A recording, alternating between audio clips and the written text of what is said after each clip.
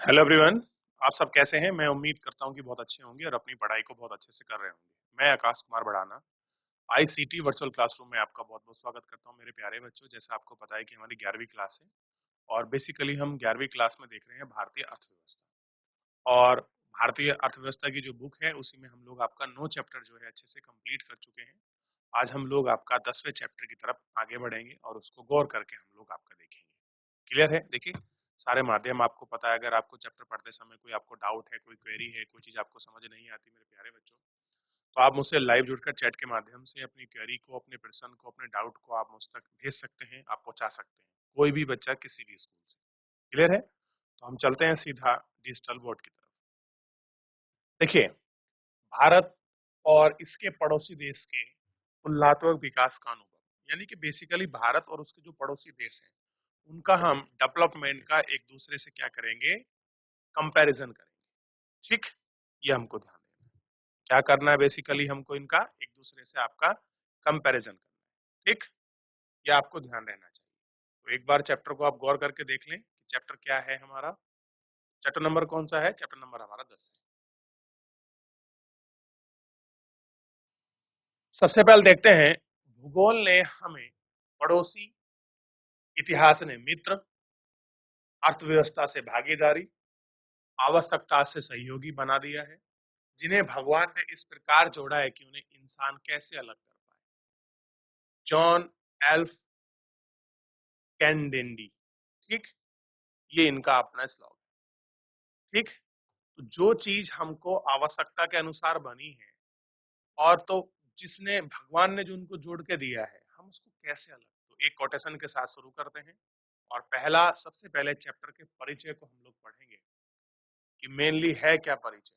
ठीक, गौर करके देखेंगे।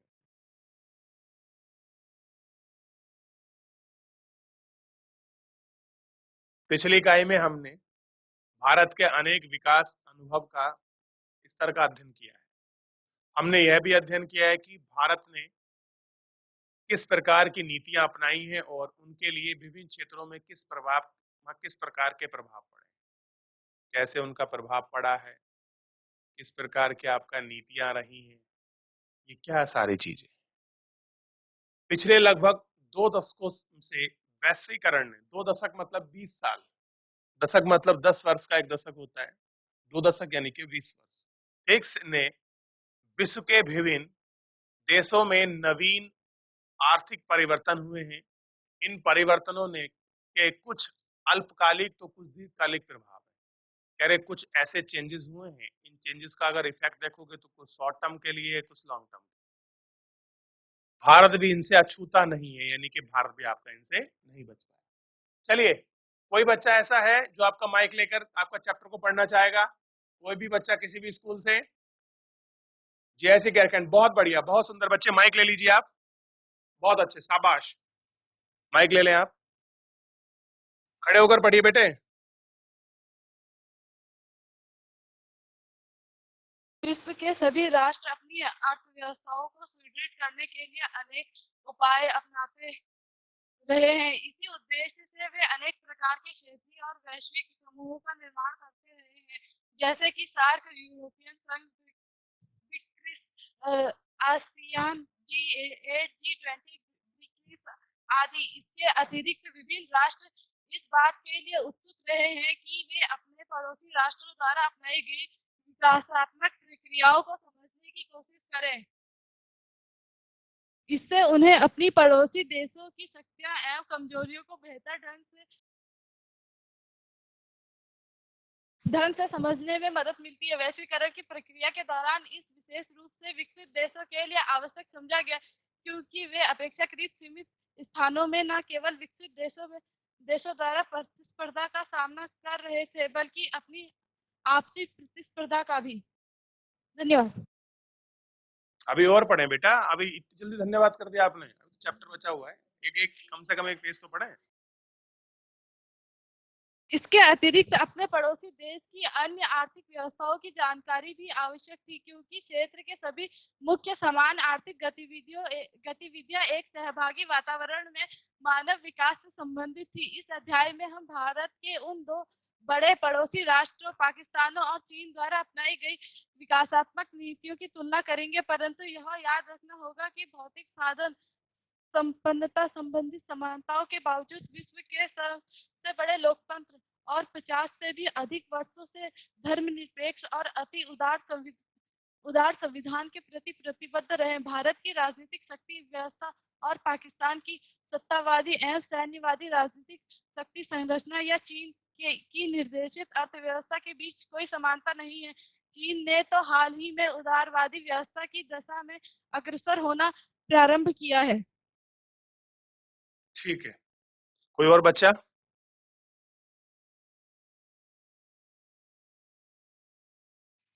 चलिए दोबारा मौका दूंगा किसी और बच्चे को, थोड़ा सा हम लोग आपका समझ लेते हैं। अब सबसे पहले कह रहे हैं विश्व की ना बहुत सारे ऐसे राष्ट्र हैं और उन राष्ट्रों की ना कुछ अर्थव्यवस्थाएं हैं, ठीक।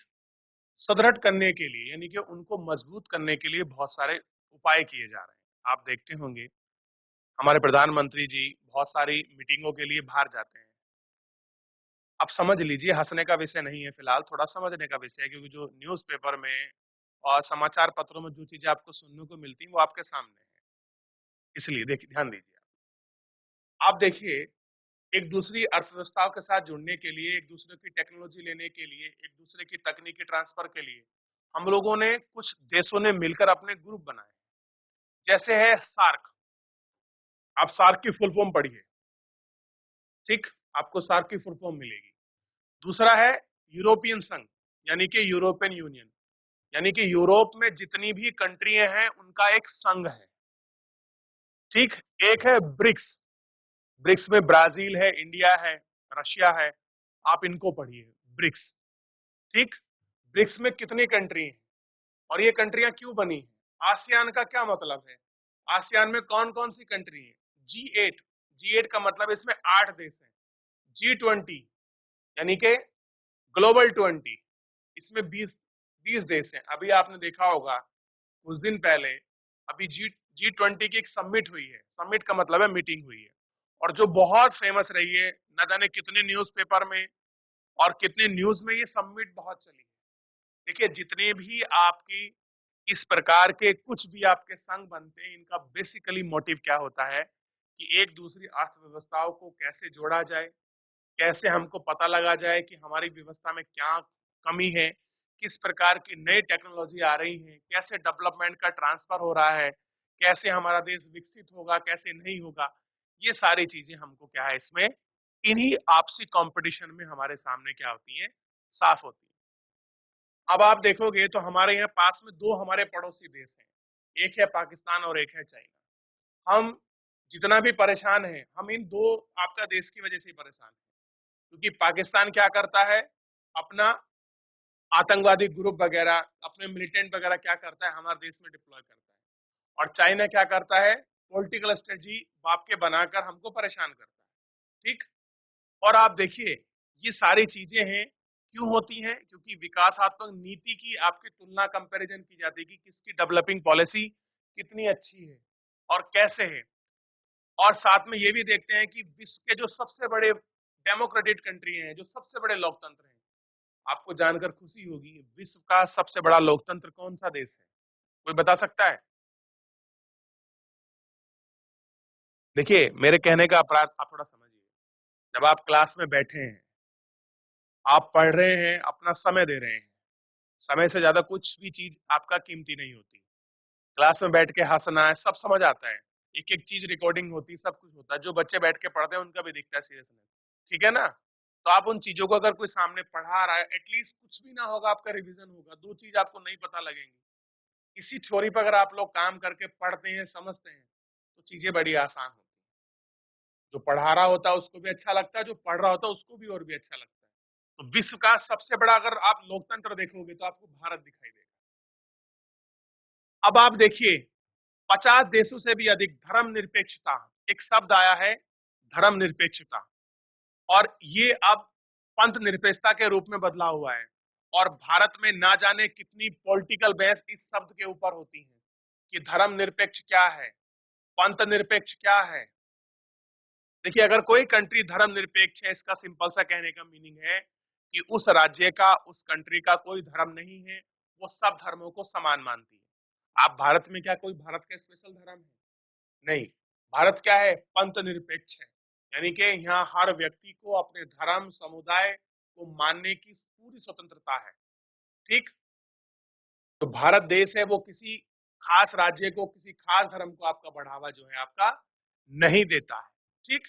ये देखना था हमको। और साथ में हमको देखना है कि किस तरह की सैन्यवादी पॉलिटिकल स्ट्रक्चर जो है चीन आपका करता है और अर्थव्यवस्था के बीच क्या समानता नहीं है, उदारवादी व्यवस्था की ओर कैसे अग्रसर हो रहा है।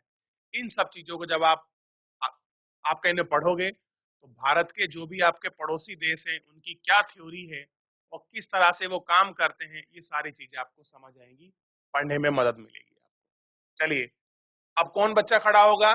नेक्स्ट, विकास का पथ, एक चित्रांकन। कोई भी एक लड़का खड़ा हो जाइए। अभी एक बच्ची ने पढ़ा, आप पढ़ लीजिए एक पेज को, फिर कोई दूसरा बच्चा पढ़ लेगा। विकास पथ एक चित्रांकन। क्या आप यह जानते हैं कि भारत, पाकिस्तान और चीन की विकासात्मक नीतियों में अनेक समानताएं हैं? तीनों राष्ट्रों ने विकास पथ पर एक ही समय चलना प्रारंभ किया है। भारत और पाकिस्तान 1947 में स्वतंत्र हुए, जबकि चीन गणराज्य की स्थापना 1949 में हुई। उस समय पंडित जवाहरलाल नेहरू अपने भाषण में कहा था, यद्यपि भारत और चीन के बीच विचारधारा में बहुत मतभेद है, लेकिन नए और क्रांतिकारी परिवर्तन एशिया की नवीन भावना और नई शक्ति के प्रतीक है, जो एशिया के देशों में साकार रूप से ग्रहण कर रहे हैं। तीनों देशों ने एक ही प्रकार से अपनी विकास नीतियां तैयार करना शुरू किया था। भारत ने 1951 से 1956 में प्रथम पंचवर्षीय योजना की घोषणा की और पाकिस्तान ने 1956 में अपनी प्रथम पंचवर्षीय योजना की घोषणा की थी, जिसे मध्यकालीन विकास योजना भी कहा जाता था। चीन ने 1953 में अपनी प्रथम पंचवर्षीय योजना की घोषणा की। वर्ष 2018 में पाकिस्तान ने 12वीं पंचवर्षीय योजना 2018 से 2023 पर कार्य शुरू किया, जबकि चीन अभी अपनी 14वीं पंचवर्षीय योजना 1921 से 1925 पर काम कर रहा है। भारत की वर्तमान योजना 12वीं पंचवर्षीय योजना 12 से 2017 पर आधारित है। मार्च 2017 तक भारत में पंचवर्षीय योजनाओं पर आधारित विकास नीतियां अपनाई जाती थी। भारत और पाकिस्तान ने समान नीतियां अपनाई, जैसे बृहत सार्वजनिक क्षेत्र का सृजन और सामाजिक विकास पर सार्वजनिक व्यय। 1980 के दशक तक तीनों देशों की समृद्धि दर और प्रति व्यक्ति आय समान थी। एक दूसरे की तुलना में आज उनकी स्थिति क्या है? इस प्रश्न का उत्तर देने से पहले आइए हम चीन और पाकिस्तान की विकास नीतियों के ऐतिहासिक पथ की जानकारी लें। पिछली 3 इकाइयों का अध्ययन करने के बाद हम अब यह जानते हैं कि भारत स्वतंत्रता प्राप्ति के समय कौन सी नीतियां अपनाता रहा है। चीन एक दलीय शासन के अंतर्गत चीन गणराज्य की स्थापना के बाद अर्थव्यवस्था सभी महत्वपूर्ण क्षेत्रों को उद्यमों तथा भूमि जिनका स्वामित्व और संचालन व्यक्तियों द्वारा किया जाता था को सरकारी नियंत्रण में लाया गया। 1958 में ग्रेट लीप फॉरवर्ड अभियान शुरू किया गया था, जिसका उद्देश्य बड़े पैमाने पर देश का औद्योगिकरण करना था। लोगों को अपने घर के पिछड़ावे में उद्योग लगाने के लिए प्रोत्साहन किया गया। ग्रामीण क्षेत्रों में कंप्यूजन प्रारंभ किए गए। कंप्यून पद्धति के अंतर्गत लोग सामूहिक रूप से खेती करते थे। 1958 में 26,000 कंप्यून थे, जिनमें प्राय समस्त कृषक शामिल थे।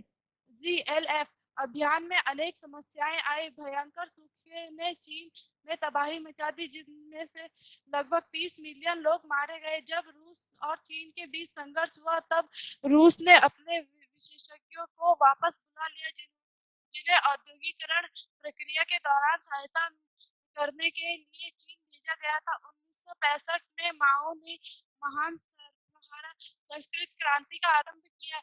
1966 से 1966 से 276 छात्रों और विशेषज्ञों को ग्रामीण क्षेत्रों में काम करने और अध्ययन करने के लिए भेजा गया।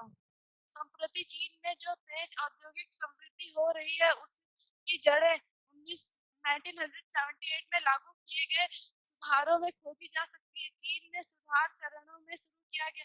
प्रारंभिक चरण में कृषि, विदेशी व्यापार तथा निवेश क्षेत्रों में सुधार किए गए। उदाहरण के लिए कृषि क्षेत्र में कम्प्यून भूमि के छोटे-छोटे भूखंडों में बांटा गया है, जिन्हें अलग-अलग परिवारों को आवंटित किया गया प्रयोग के लिए ना। बहुत बढ़िया, बैठ जाइए आप बेटे। देखिए, थोड़ा सा हम लोग इसको समझते हैं और पढ़ते हैं। अभी हमको एक चीज साफ हुई, जितना हमने पढ़ा हमको एक चीज साफ होगी, भारत, चाइना और पाकिस्तान, तीन देश के आपस में कंपैरिजन हम लोग करेंगे इस चैप्टर में। देखिए, तीनों साथ आजाद हो रहे हैं, एक साथ आस पड़ोस में ही 1-2 साल का अंतर है, ये लोग आपस में गणतंत्र बन रहे हैं, ठीक। एक जैसी विकास की योजना अपना रहे हैं। देखिए, भारत में भी पहली पंचवर्षीय योजना कब अपनाई गई? 1951 से 1956, यानी कि 5 साल की एक योजना थी। यानी कि हमने केंद्रित किया था कि हम इन 5 साल के अंतर्गत इस क्षेत्र को उठाएंगे। क्लियर है? उसी प्रकार पाकिस्तान में भी शुरू हुई और उसी तरह चाइना में भी शुरू हुई। कुछ समय दिखाया है कि चाइना में फिलहाल कौन सी चल रही है? 14वें नंबर की पंचवर्षीय योजना है, ठीक है। और आप उधर देखोगे तो आपको भारत में दिखाई देगी 12वीं पंचवर्षीय योजना कब थी? 2012 से लेके आपका 17 तक, ठीक। अब क्या चल रहा है? 23। तो कौन सा नंबर की होना चाहिए, ये आप खुद आगे कैलकुलेशन कर सकते हो। अब देखिए, जब हमारी पंचवर्षीय योजना आई तो हमने पंचवर्षीय योजना में कुछ चीजों को इंडिकेट किया, जैसे बृहद सार्वजनिक क्षेत्र। हमने सोचा कि हम क्या करेंगे, अब हम कुछ बड़े उद्योग लगाएंगे। आपने देखा होगा कि बहुत बड़ी बड़ी फैक्ट्रियां लगी हैं जिसमें लोहे का इस्पात शुरू हुआ, जैसे टिस्को, टाटा स्टील अथॉरिटी आपकी बनी, ठीक। जिनका क्या था कि हम लोग आपका सार्वजनिक रूप से, यानी कि गवर्नमेंट उनको चलाए, गवर्नमेंट उनको मॉनिटरिंग करे। और दूसरा क्या था? सामाजिक विकास के लिए, यानी कि लोगों के विकास के लिए पैसे पर व्यय किया जाए। और सबसे बड़ी बात थी 1980 का दशक, दशक का मतलब 10 साल, यानी कि 70 और 80 के बीच का जो आपका दशक रहा, या फिर 1980 से 1990 के बीच का रहा, तो भारत की और चाइना की, ध्यान दें आप इसकी बच्चों, भारत की, चाइना की और पाकिस्तान की जो आपका ग्रोथ रेट थी और जो आपका पर कैपिटल इनकम थी, ये आपका तीनों की समान थी। लेकिन ऐसा क्या हुआ, ऐसी क्या नीति हुई, आप देखते हैं कि चाइना इतना डेवलपमेंट कर गया, भारत इतना डेवलपमेंट कर गया, जबकि पाकिस्तान बहुत पिछड़ गया। आप देखेंगे जो चाइना में बेसिकली जितना भी आपको डेवलपमेंट दिखाई देता है, ये 1990 के बाद, 80 के दशक के बाद ही आया है, ठीक। और भारत में जो विकास दिखा है वो भी आपका 1990 के बाद आपको दिखाई देगा, जब भारत में एलपीजी रिफॉर्म होंगे, उस रिफॉर्म के बाद ही क्या हुआ, इस तरह का आपका डेवलपमेंट हुआ। और कह रहे हैं कि ऐसा क्या रहा कि स्वतंत्र भारत की प्राप्ति के समय कौन सी नीतियां अपनाई गई, जब हम लोग आजाद हुए उस समय हमने कौन सी पॉलिसी ऐसी अपनाई जिससे कि हमारा आपका विकास हुआ, इन सबको देखेंगे। अब आप चाइना में का थोड़ा सा आप विषय में पढ़ोगे तो चाइना में एक चीज आपको साफ देखने के लिए मिलेगी, चाइना में केवल एक पॉलिटिकल पार्टी ऐसी है, एक पॉलिटिकल पार्टी, यहाँ लिखा है ना एक दलीय शासन, केवल क्या है, एक दल का ही शासन है वहां।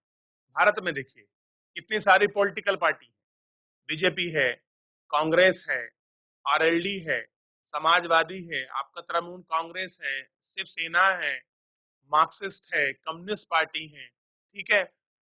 ना जाने कितनी सारी पार्टियां भारत में बनी हुई, लेकिन चाइना में कितनी है? एक।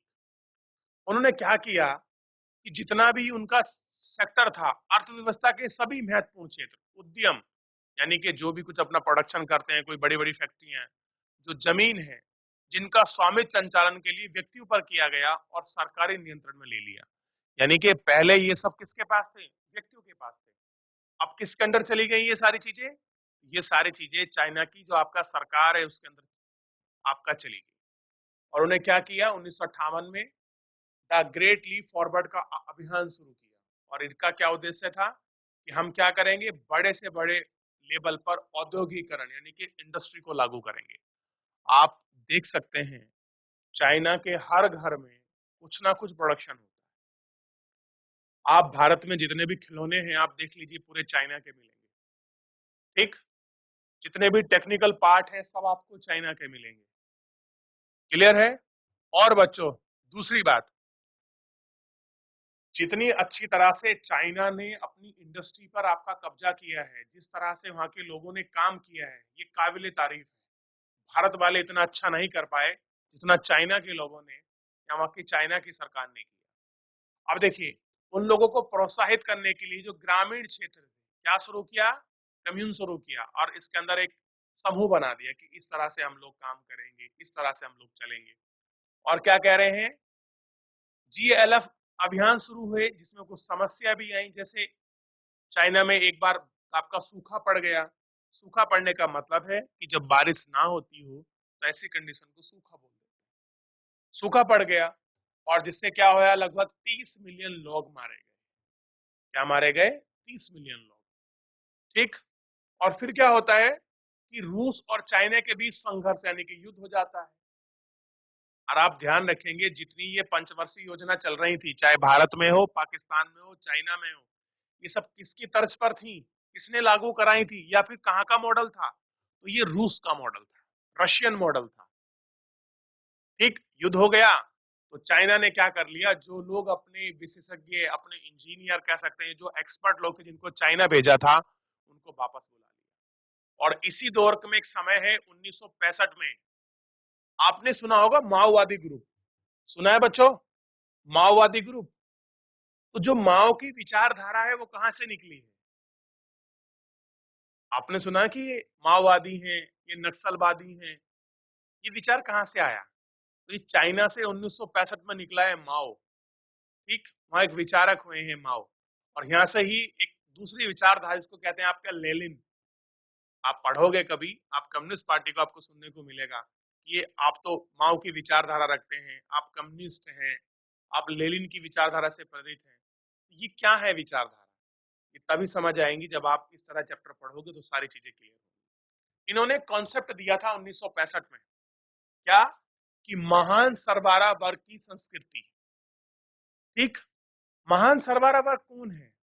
चाइना का वो किसान है जो आपका पिछड़ा हुआ है, जो मजदूर वर्ग है। माओ ने उनको क्या कहा? सरबारा। अब देखिए, छात्र और विशेषज्ञों को ग्रामीण क्षेत्र में काम करने और अध्ययन करने के लिए भेजा गया। अब देखिए, संप्रति चीन में जो औद्योगिक आपकी तेजी से जो आपकी ग्रोथ हो रही थी, उसकी जड़ें कब लागू हुई? 1978 में। और सुधार की चीजें शुरू हो गई और चाइना अपने स्टेप बाय स्टेप आपका चीजों में बढ़ने लगा। चाहे कृषि का क्षेत्र हो, कोई भी छोटे भूखंड हो, हर तरीके से चाइना ने क्या हो गया, अपना एक सफल नीति अपना ली। और क्या हुआ, बहुत सही तरह से चलने लग गया। वे प्रकल्पित कर देने के बाद भूमि से होने वाली समस्त आय को अपने पास रखते थे। बाद में चरण में औद्योगिक क्षेत्र में सुधार के लिए किए गए। सामान्य नगरीय और ग्रामीण उद्योग में निजी क्षेत्रों के लिए उन फर्मों को वस्तु उत्पादित करने की अनुमति दी जो स्थानीय लोगों के स्वामित्व और संचालन के अधीन थी। कैसी थी? जिन्हें स्थानीय लोग ऑपरेट कर सके, वही लोग उनको चला सकते। ठीक, और अवस्था में उद्यमों को जिन पर सरकार को स्वामित्व, कुछ ऐसी चीजें थी जिन पर आपका आप देख सकते हैं कि सरकार जिनको आपका टेकिंग कर सकती थी। यानी कि चाइना के अंदर सारी चीजें सेपरेट थी कि कौन सी चीज को आपका वहां के लोकल लोग अपना प्रोडक्शन करेंगे, किस चीज पर आपका सरकार का नियंत्रण होगा, किस तरह से क्या होगा। यानी कि चाइना एक बहुत बेहतर अपनी पॉलिसी को लेकर चल रहा था ताकि जिससे वो क्या कर सके, अपना डेवलपमेंट कर सके, अपने देश का विकास कर सके। अगर किसी के पास विकास की थ्योरी इस समय नहीं थी तो वो था पाकिस्तान। और आज की स्थिति अगर आप देखोगे तो पाकिस्तान की समय आज की स्थिति बड़ी खराब है, वर्तमान प्रेजेंट। आप अगर इस समय देखते हैं कि चाइना की कंडीशन और भारत की कंडीशन बहुत अच्छी है, दोनों आपका विकासशील देश हैं और दोनों की अर्थव्यवस्था बहुत अच्छी है। ठीक, चाहे वो आपका तकनीकी रूप से हो और चाहे वो आर्थिक रूप से हो, तो भारत और चाइना सशक्त हैं। जबकि पाकिस्तान की स्थिति बड़ी खराब है। देखिए, किसी भी देश की स्थिति तब अच्छी होती है जब वहाँ की आपकी राजनीतिक गतिविधि अगर स्थिर होगी, तो वहाँ पॉलिटिकल डेवलपमेंट अगर अच्छा है तो ज़ाहिर-सी बात है कि वहाँ इकोनॉमिकल डेवलपमेंट ऑटोमेटिक बढ़ेगा। जब आर्थिक डेवलपमेंट होगा तो लोगों का विकास निश्चित है, और लोगों का विकास निश्चित है तो लोगों की समृद्धि होगी, लोगों की ग्रोथ होगी, और ग्रोथ होगी तो लोगों के पास पैसा आएगा। पैसा आएगा तो लोग अपनी सामाजिक चीजों में अपने ऊपर खर्च करने के लिए काम कर सकते हैं, चाहे वो शिक्षा में हो, चाहे वो हेल्थ में हो, या किसी भी और सेक्टर में हो। ठीक, तो चलिए, थोड़ा सा एक बार आप एक इमेज आपको मिली है भारत में, आप देखेंगे आपका बाघा बॉर्डर, सरहद के इस तरफ भारत है और उस तरफ पाकिस्तान है। क्या है बच्चों? इस तरफ आपका क्या है? भारत है, और पल्ली तरफ क्या है? दूसरी साइड में आपका, ध्यान देंगे, पाकिस्तान है। क्लियर है? चलिए, तो ये थी थोड़ी सी चाइना की कंडीशन, और थोड़ा इसमें पढ़ लेते हैं और थोड़ा सा आपका देख लेते हैं।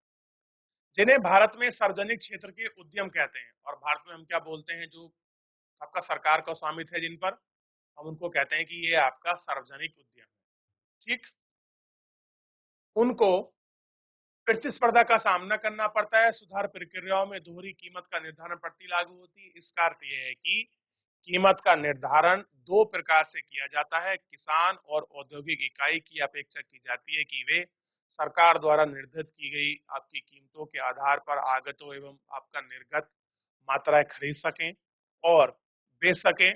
वस्तुएं बाजार कीमतों पर खरीदी और बेची जाती हैं, जो गत वर्षों के दौरान उत्पादन में वृद्धि के साथ बाजार में बेची और खरीदी गई वस्तुओं के आगतों के अनुपात में वृद्धि हुई है। विदेशी निवेशकों को आकर्षक करने के लिए विदेशी आर्थिक क्षेत्र स्थापित किए गए हैं। कैसे किए गए हैं? विशेष आर्थिक क्षेत्र, यानी कि स्पेशल इकोनॉमिकल जोन को हमने बनाया है, ताकि क्या हो सके, हम इन सब चीजों को आपका दोहरा सकें, इन सब चीजों को आपका कर सकें। क्लियर है? तो मेरे प्यारे बच्चों, फिलहाल आज के लिए इतना ही। मिलते हैं नेक्स्ट लेक्चर में। तब तक अपना ध्यान रखिए, स्वस्थ रहिए, अपनी पढ़ाई को बहुत अच्छे से करते रहिए, और मुझसे जुड़ने के लिए आपका बहुत बहुत धन्यवाद।